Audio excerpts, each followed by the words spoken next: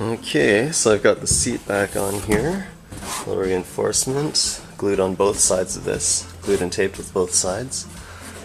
Unfortunately not quite enough filler on here, but whatever, it'll help it dry faster. And speaking of drying faster, 60-watt light bulb in a trouble light in this enclosed space like that,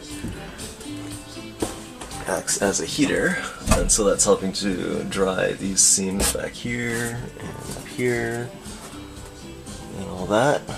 It's helping to dry all that a lot faster. Also, when I shine the light through here, I notice that there's a thin spot. Like between the layers of plywood, there's one layer that had a gap in it. So I've taped here to reinforce that.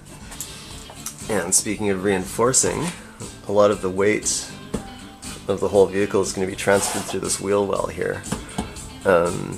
So yeah, I beefed this up, put a 5-inch strip of hemp canvas over the single layer of plywood here and here. And so that goes down to the floor, up. And so this roughly follows the pattern of the, I guess you'd call it a shock tower or whatever. There's a shock that goes up each side, right? And then I put a piece of wood bridging those shocks, also to equalize theoretically, to equalize the force going up into the surface of the wheel well.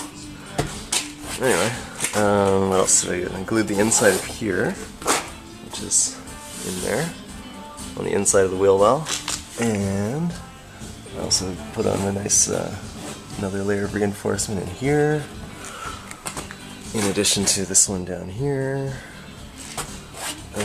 So that's that. I still have to chop out a couple of holes in the kick plate, or whatever it's called right here, for the chain to go through. So I've got a line on the floor and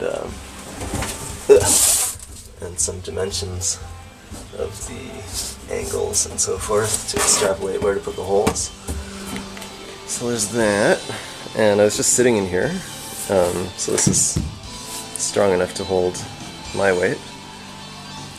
So I guess next is front suspension. So I've got this part here, which is one of these. Get off there.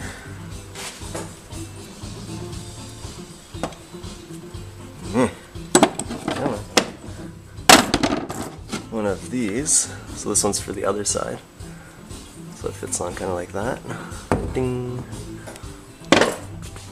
And so between here and here, there's going to be an 11-degree slope. And so that matches the 11-degree forward rake in here. So from vertical, it's 11 degrees this way. And so I'm going to have a rod going from here to here and back to here. Ding, like so.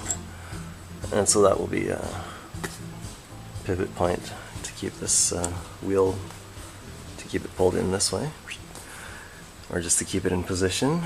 And so I have to duplicate that over here, where there's nothing. And then steering. Yay, steering.